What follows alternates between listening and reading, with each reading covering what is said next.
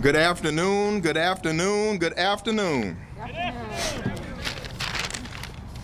First, as always, it is another great day in the Ninth Ward. First, let me thank a few people that's here today. I have my wonderful State Senator L.G. Sims is here. Also, State Representative Nick Smith, I think is floating around here somewhere. All righty, and as always, I want to thank the mayor for being here as well on another glorious day. Let me just say how proud I am to be here today. To be able to assemble a team of people who are making things work here in the Ninth Ward really is breathtaking. I have a wonderful development team with CNI under the leadership of David Doig and Sierra Boatwright, who's my master developer.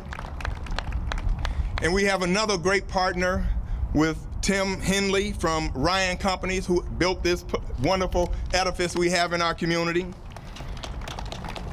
And having a wonderful partner in U.S. Bank, who is basically bankrolling all the development that we have here from 111th to 103rd and Woodlawn.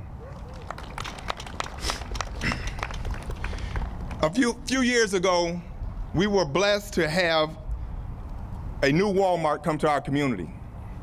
Walmart was the first anchor that really broke the ice for all the development that you see today.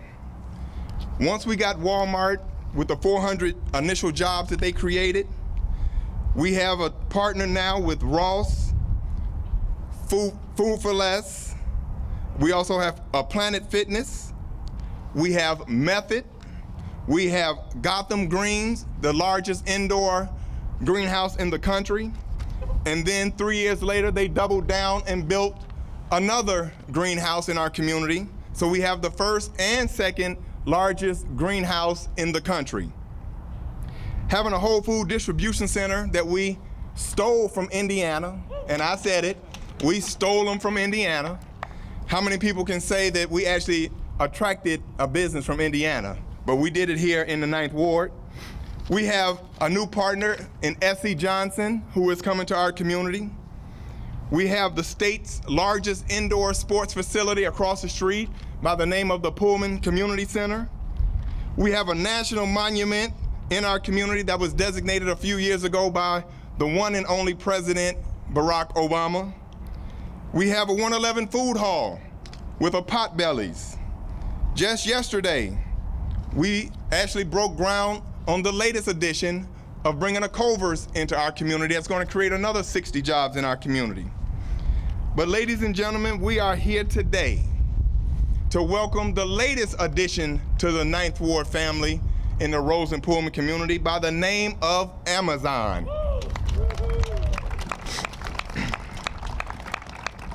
With all those businesses that I just mentioned, we have created over 1,500 jobs, over $450 million in public-private investment in the community. That has a direct reflection on the fact that the Ninth Ward, out of the 15 most violent communities, they say, in the city of Chicago, the Roseland Pullman community is the only one that has a 35% reduction in violent crime in this city of Chicago. So all the work that we've been able to accomplish, we just completed a study out of the University of Chicago, who they're teaching in the Booth House College, a study that shows that what we have done here in the Roseland Pullman community should be copied throughout the country. What we've been able to accomplish is really second to none in an urban community.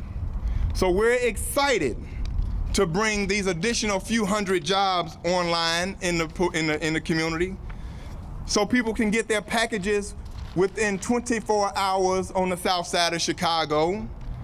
And let me just say, this is the first last mile facility that Amazon has built in the city of Chicago. Another first here in the Roseland Pullman community.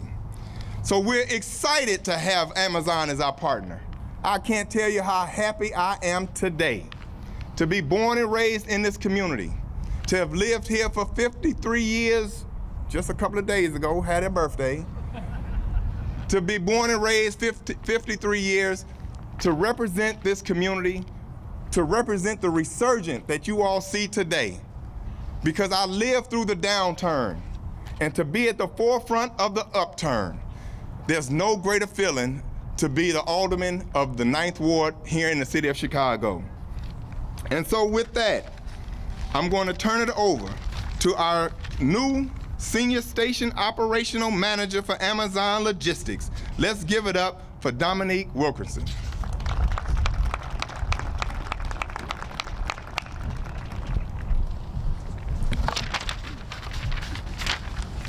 All right, I'd like to start out by thanking Mayor Lightfoot, Alderman Beal, David Doig, and the Ryan Companies for ensuring the successful opening of this brand new Amazon delivery station. There are a lot of contributing factors that go into place when opening a delivery station and determining its location. One vital factor in that process is the review of the workforce. And we found talent in abundance in the Pullman area. And by the way, we're still hiring. An additional factor is the support from our partners. And we're incredibly thankful for the partnership with the City of Chicago, our local aldermen, and many other community partners who have been instrumental in supporting us this year.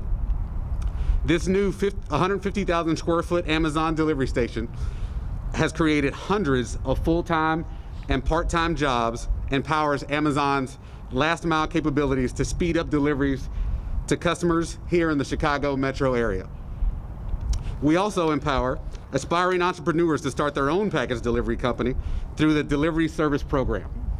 Since the program launched in the summer of 2018, Amazon has supported the launch of more than 1,300 new small businesses globally. Many of those folks have also hired tens of thousands of local drivers to make their deliveries. We are excited to continue investing in these entrepreneurs this year, and we will add hundreds more new small businesses in the U.S. this year. We're proud to be a job creator, especially in these times of economic uncertainty. Amazon is a great place to work. We offer highly competitive pay, benefits from day one, and training programs that are in high demand areas. Additionally, we are constantly innovating on behalf of our employees and striving to provide the best work experience possible. Our investment in a new facility like the one behind me ensures that in addition to fast and efficient delivery to our community, that our associates and delivery partners get to work in a modern, safe work environment. This building is one of the first new buildings that Amazon has built during COVID-19. Nothing is more important than the health and well-being of our employees. To ensure the safety of our teams, we've implemented more than 150 significant process changes. We've spent more than $4 billion in COVID-related initiatives, including almost $1 billion on safety measures like temperature checks, masks, gloves, enhanced cleaning, other PPE, and extended pay and benefit options. Also including on-site testing, which we've started recently across the country. This includes 2 weeks of full paid leave for any COVID diagnosis or quarantine. And we launched a $25 million fund to support our partners and our local contractors. Amazon's fulfillment and logistics network is continuing to grow across Chicago and the state of Illinois. We have invested more than $8 billion in Illinois between 2010 and 2019, including infrastructure and compensation for our employees. In Illinois, Amazon employs over 23,000 full-time and part-time employees. And we continue to hire, as I mentioned. We also employ over 20,000 indirect hires in the state of Illinois. And there are also 50,000 small and medium-sized business sellers who participate in Amazon programs each year. As I mentioned already, at Amazon, we're deeply invested in the growth and expansion in the state of Illinois. I'm delighted to note that we now have over 20 delivery stations across the state, including some recent additions in Melrose Park, West Chicago, Downers Grove, Palatine, Cicero, Arlington Heights, and of course, here in Chicago. So again, thank you to Mayor Lightfoot, Alderman Beal, David Doig, and the Ryan Companies for their continued partnership and ensuring the success of a new building like the one behind me. Finally, at Amazon, we pride ourselves on leveraging our scale for good and making investment and to support our local communities. That being said, I'm delighted to announce community donations of $25,000 to La Casa Norte and another $25,000 to the Boys and Girls Club of Chicago. So I want to end by asking each of these great organizations, starting with the Boys and Girls Club, to please come to the stage and accept our donations.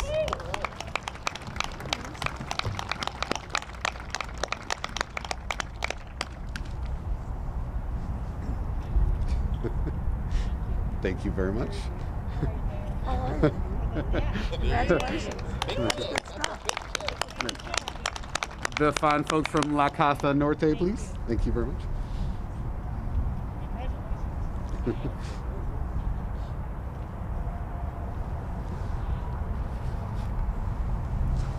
you want to take a picture? We're going to do it together.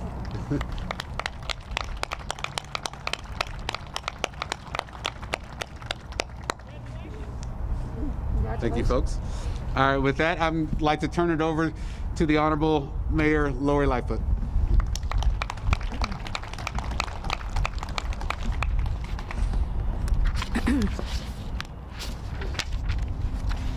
Good afternoon, everyone, and thank you all for being here.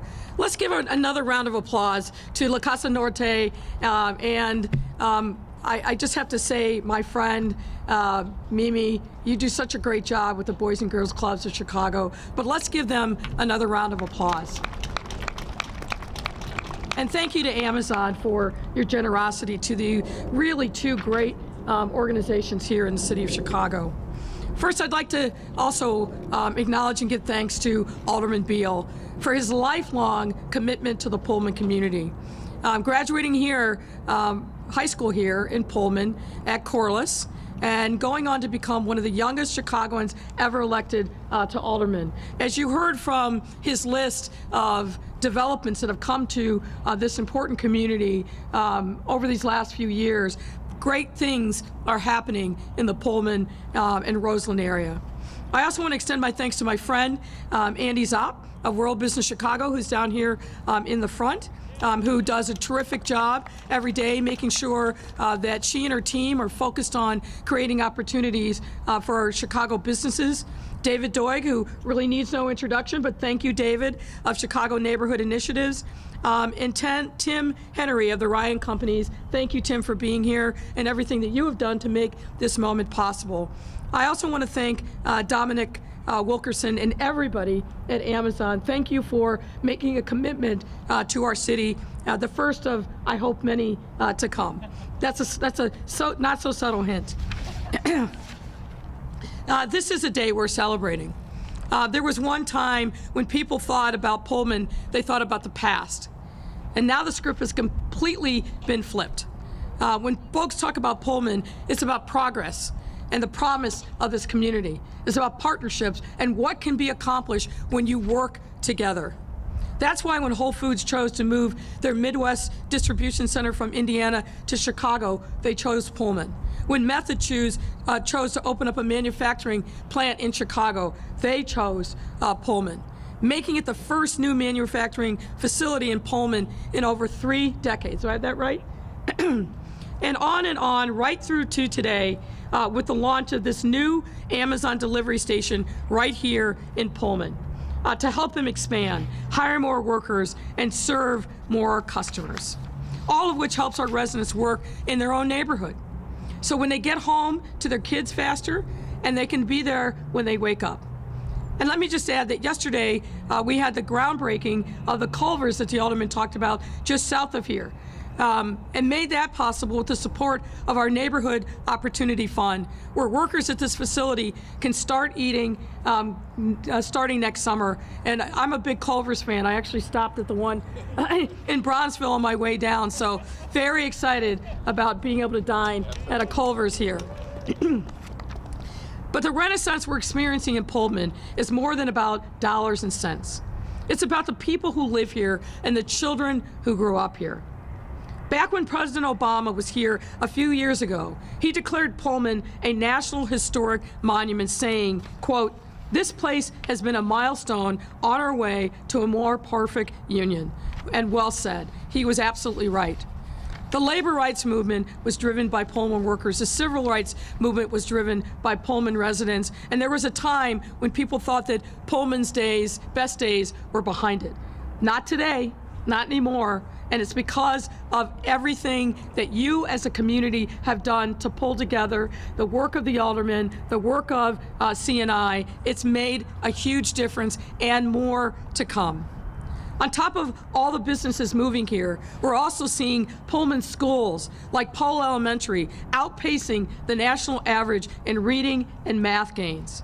And it should not escape anyone's notice that this delivery station is being built just 1 mile from Olive Harvey College. Why is that important?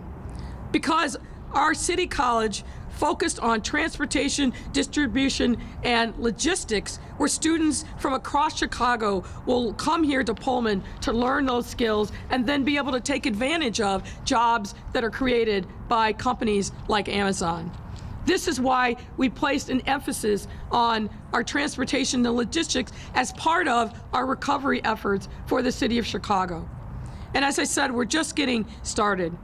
This past Monday, we celebrated the 1-year anniversary of Invest Southwest, our signature neighborhood development program built on the basis of equity and inclusion, marshaling the power across our city by channeling millions of dollars in investment to the cores of 10 neighborhoods across our south and west sides, including Pullman.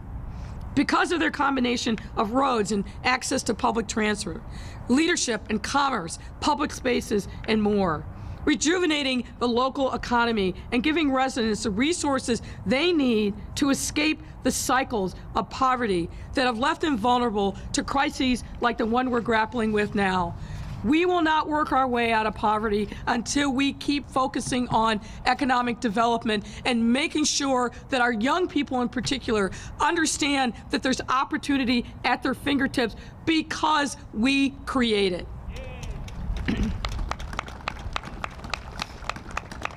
We can't afford to be overwhelmed by this crisis. And we are seizing this as a once-in-a-generation opportunity to create a new city founded on the principles of equity and opportunity for all. We will not continue, as the song says, to pass anyone by. We will not thrive as a great global city if any neighborhood feels left behind, if its residents don't feel like they've got a pipeline to good jobs. And we have to keep fighting that fight, even in a tough budgetary situation. We cannot abandon our values. We have to lean into our values and make sure that we continue making the investments that we know are absolutely essential to helping our residents thrive and take advantage of their God-given talents. We are one city with one future. And the story of that future, of that promise, is being written right here in Pullman. I've said this before, and I think it's true. There are going to be books that are written about 2020. And some of those chapters are just not going to be pretty. But I hope that when historians and authors look back on this time, they recognize that we also stood tall as a city, neighborhood by neighborhood, making sure that we left no one behind, and that we rose to the challenge and the occasion to make our city even better and stronger in spite of the challenges that we're facing right now.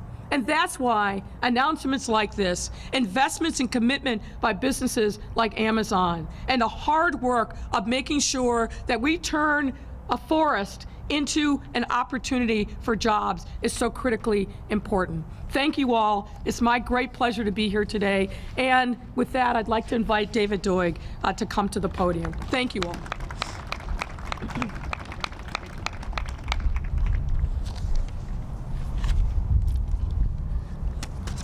Thank you, Mayor Lightfoot. It is truly a beautiful and historic day in Pullman. I want to start just by introducing a few of our staff, the CNI staff. We have an amazing team of professionals that work every day to make neighborhoods better, and particularly our work here in Pullman. I want to introduce Sierra Boatwright, who is our Vice President of Real Estate and Inclusion, Jen Bransfield, our General Counsel and Chief Operating Officer, Annette Washington, our Director of Finance, and the glue that keeps us all together, Maria Maduga, our Accounting Director. Yes, that's the truth. So I also want to echo what Mayor Lightfoot said and welcome Andy Zopp here. World Business Chicago has been an incredible advocate for this community and has helped us with all of these projects. And I want to thank Andy and her team at World Business Chicago. We wouldn't be here today without their support. So thank you. So the mayor touched on this. The history of Pullman is well known. It's a history of firsts. It's a community of firsts. We were the first planned worker community in America. We were the first labor strike in America happened here in Pullman. And we had the first African American labor union with the A. Philip Randolph Pullman Porter Union. And we are now building on that history. And so today is also a day of two, I think, very significant firsts. As the Alderman said, this is the first Amazon delivery facility in the city of Chicago. The mayor said there's more to come. That's great. We applaud that, but this is the first, and I'm sure there's going to be many more. I also want to say that this facility was developed in 8 months. From the time we announced this to the time we opened 3 weeks ago at the end of September, it was 8 months. That's historic. People would ask me, what is going up there? And before you knew it, it was opening. So 8 months from announcement to ribbon cutting is amazing. The second thing is, this was built entirely with private money. Not a single dime of taxpayer money went into this facility. No TIF, no tax incentive, no 6B. Which is also, I think, historic because, right? That's right. No taxpayer money. So I want to highlight that.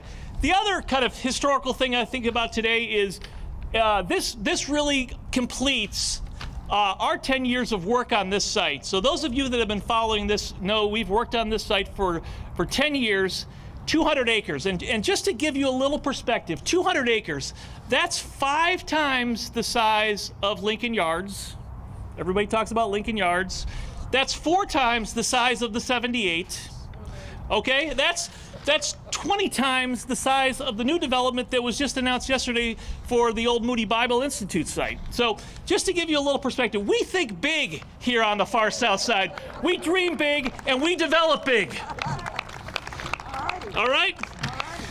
So we got more to come. We're trying to get some more land to develop because we need to bring more jobs and more opportunity.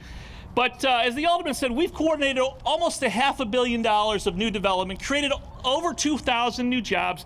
But what's most important, and the Alderman touched on this, is you see crime down. You see population increasing.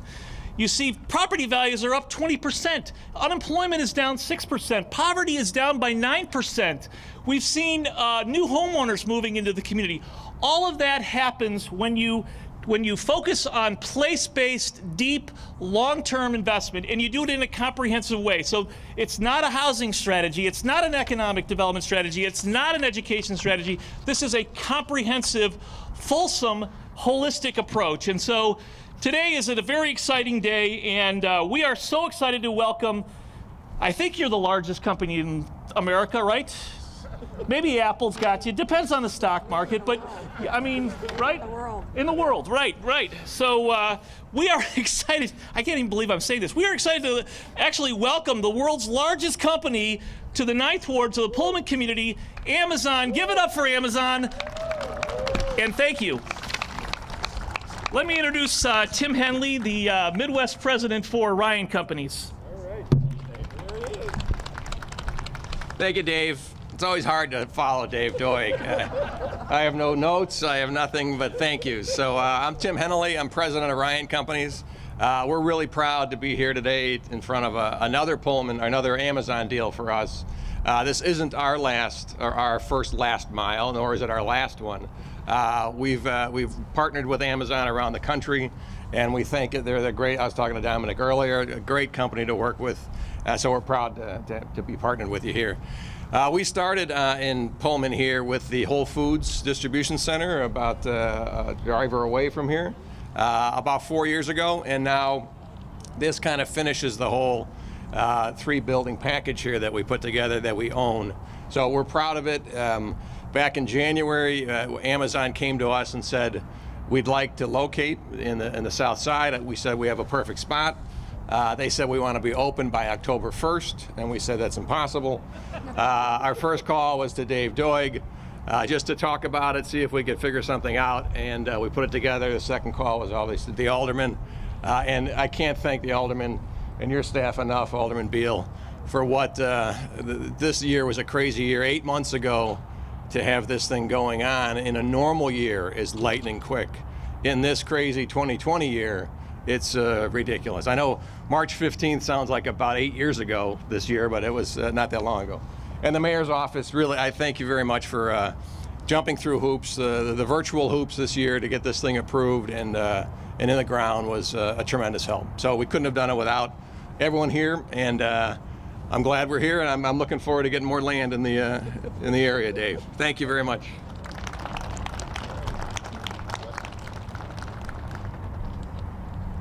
I'm happy to take your questions. Why don't we start with on topic first, because I'm sure you have many of those. We do. Mayor Chris Tye with CBS 2 here. Let me just get my notes. Okay, on point. Fran Spielman has the question.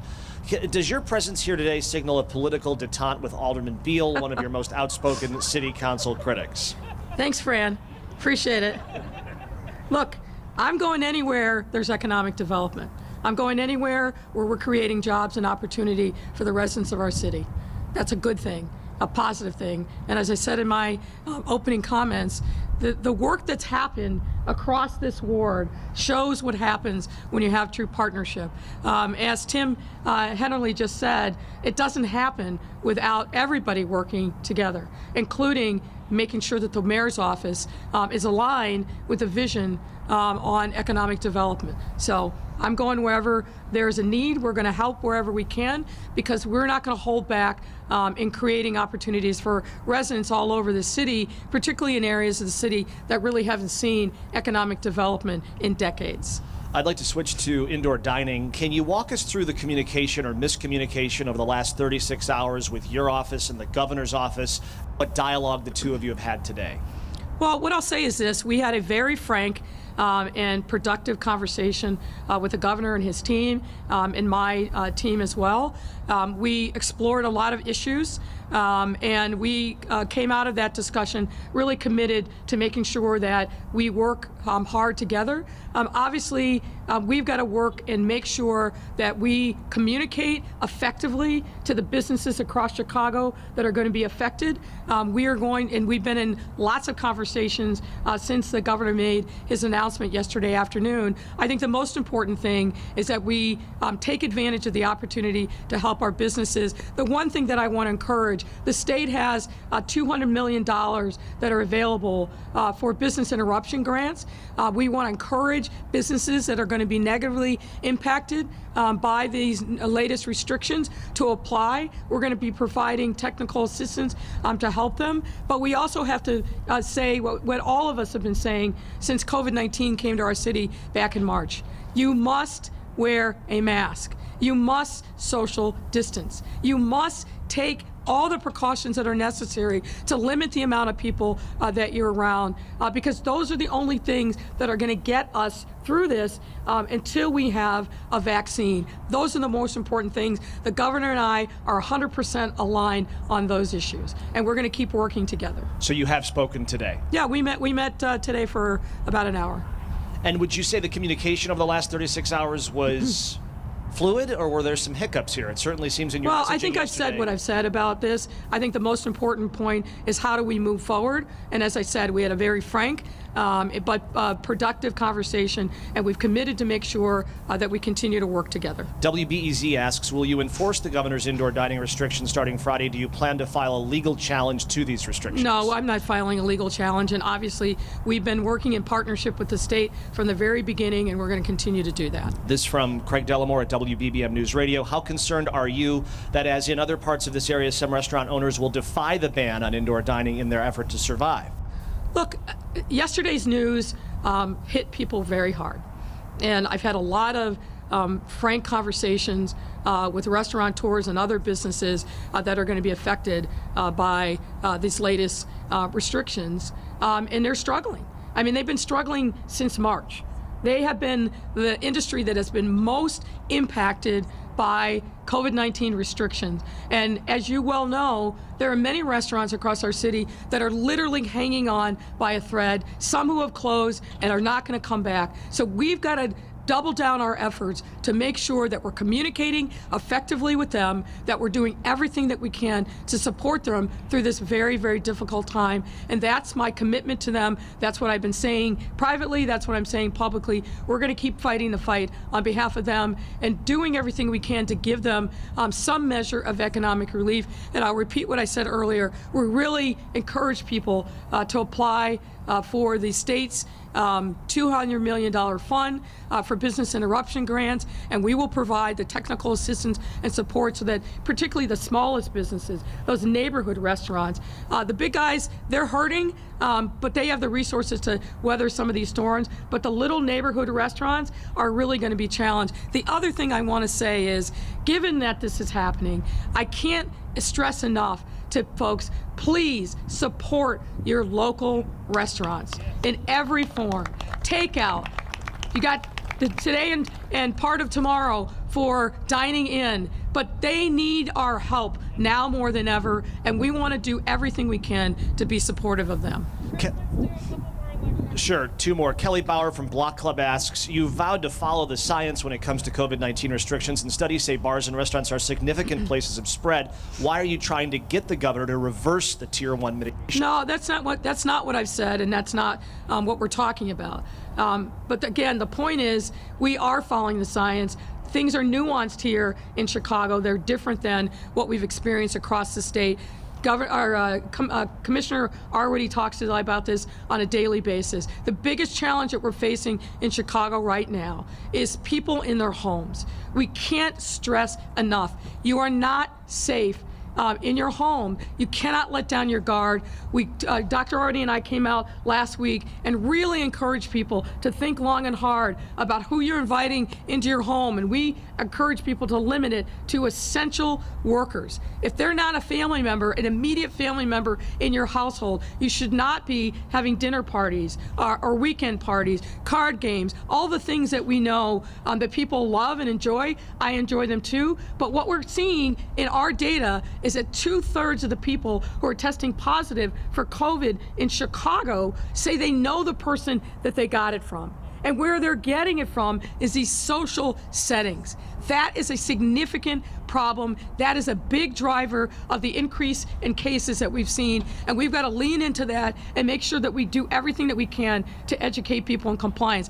It's not like things aren't happening outside, but the biggest problem that we have right now in Chicago is inside our homes in those settings, because not surprisingly, people let their guard down. You get home, you close the door, you put away the worries of the world, but you still have to be diligent in this time. And that's why we're really emphasizing that. Amy Jacobson at WIND says, with the presidential election less than a week away already in Los Angeles, they're making plans to shut down Rodeo Drive in case of looting. What precautions are you taking here to protect businesses on the Mag Mile and other areas of the city? Well, we're concerned about protecting, we're concerned about two things. Number one, election integrity, and making sure that people who are going to vote can do so free of fear, free of any kind of obstruction. And we've been working hand in glove with the Board of Elections for really weeks and months now to make sure that they've got the resources, that they've got the polling places, that they're educating, and that they're going to be poised to count those mail-in ballots the minute 7:01 hits on election night. And so that work continues. The second thing that we're worried about, of course, is public safety. And we'll be announcing on Friday more specific plans around public safety starting on Friday through Election Day. And the other thing that I've said is, look, if you think about 4 years ago, after the election, that night and in the days after, there was this spontaneous wave of people going into the streets all across the country, Chicago included. Most of those protests were peaceful. Given what we've experienced, however, this year, We hope that they're peaceful. We're encouraging that if that happens, that they're peaceful, but we're going to be prepared for any eventuality. We've been working on this for weeks. Recently, our city departments, led by OEMC, the Office of Emergency Management, as well as CPD, did what we call an all hazards drill, meaning if you took this, what we did, to a Hollywood producer, they'd say, no, no, no, no one will believe that. We threw everything at in the kitchen sink. Weather hazard, a biohazard, arson to boxes for mail, every conceivable thing that we've seen happen across the country, and then a few more to make sure that we would be ready for any eventuality. Now, I think we've got a very solid plan, but we don't know, obviously, what the future is going to hold. But I want to assure people across the city that we are ready and we will be prepared, and I hope everything is peaceful, but if it's not, we're not going to hesitate to take action. This one on? This one's on now. Thank Okay, you. good. My colleagues at ABC7 are wondering about the issue with the data over in Fulton Market, the restaurant group that has now gone to the Attorney General trying to get the data for the basis of your actions against restaurants. Do you have the data, and are you planning on releasing that? I'm not familiar with what you're talking about, but of course we have the data. The data is on our portal and updated every single day. And we have been in conversation with every industry group, really starting from the beginning of this pandemic. So I'm not aware of somebody asking for something They have that FOIA'd hasn't information. been. Pardon me? They have FOIA'd information from your office about. I'm not familiar with that, so I don't want to speculate about it. But we've been extraordinarily transparent in providing information. If they've got a question, they should contact our office. Samir Mayakar, who's our deputy mayor for economic development, holds probably 10, 15 calls a week with business groups from all across the city, informing them, listening to them. So I don't know what you're talking about here, but we have been extraordinarily transparent because we know that people are nervous, they're scared, they need information, and that's the kind of dialogue that we have created since the beginning of this pandemic. I guess it's a two-part. One more then. Can you first of all just clarify? That sounds like two more. Let me take the mask down. I'll try All to right. make it sound like one. Can you clarify what your frustration was with the governor, that he did not give you a heads up that these mitigations were coming, and if so, did you expect Chicago was going to get any different treatment than anywhere No, else? of course Chicago is in. We said last week, right? Last week, we came out in public and said we were trending in the wrong direction. That's why Dr. Arty and I sounded the alarm last week about what our numbers look like. We're not asking for any special treatment. And as I said, I had a very productive but very frank conversation with the governor and his team today, and we've committed to making sure that we're aligned everywhere we possibly can be, and I have no doubt that that's going to happen. Hi, Wendell. How you doing? I'm well. How are you? I'm well. Would you agree that the alderman had made a mention of it, the study with the University of Chicago that was recently published, where it essentially said that Pullman is an example of how to revitalize other neighborhoods. Would you agree with that statement? Well, look, I've been saying that for the last 3 years.